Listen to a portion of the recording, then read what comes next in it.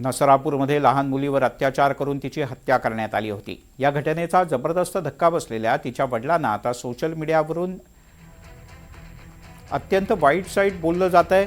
त्यांना धमकावलं जात आहे, तुम्ही आत्महत्या करा, तुमच्यासारखा बाप कोणाला मिळू नये, अशा स्वरूपाची भाषा त्यांच्याकरता वापरली जाते। आम्ही आमचं लेकरू गमावलं आहे, आमच्या मनात काय चाललंय याचा कोणी विचार करतं का, असा उद्विग्न सवाल या पीडित मुलीच्या वडिलांनी एका व्हिडिओच्या द्वारे केला आहे। आम्ही मुलीला न्याय मिळावा यासाठी संघर्ष करत असून ही वेळ इतर कोणावरही येऊ नये यासाठी लढत असल्याचं त्यांनी म्हटलंय।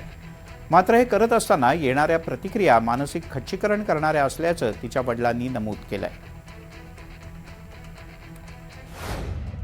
घटना घडल्यानंतर हजारो लोकांनी आम्हाला आधार दिला, प्रार्थना केल्या, धीर दिला, त्याबद्दल मी त्यांच्या मनापासून ऋणी आहेच आणि कायम ऋणी राहील। पण त्याच वेळी असे सुद्धा मला मेसेज येतात की तुम्ही आत्महत्या करा, तुमच्यासारखा बाप कोणाला मिळू नये, आम्ही असतं तर हे केलं असतं, आम्ही असतं तर ते केलं असतं, आम्ही त्याला गोळ्या घातल्या असत्या, मारलं असतं। पण हे मेसेज वाचताना आश्चर्य फार वाटतं। ज्याने स्वतःचं लेकरू गमावलं आहे त्याच्या मनात काय चाललं आहे याचा थोडा सुद्धा विचार लोक करत नसतील का?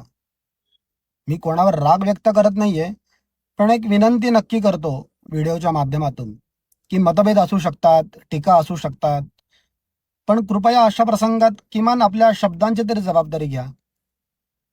कारण एखादा मेसेज लिहायला काही सेकंद लागतात, तो आपण घरी बसून काही मिनिटात पाठवतो त्यांना, पण तो वाचणाऱ्याच्या मनावर त्याचा परिणाम किती काळ राहू शकतो याचा विचार कधी केलाय तुम्ही?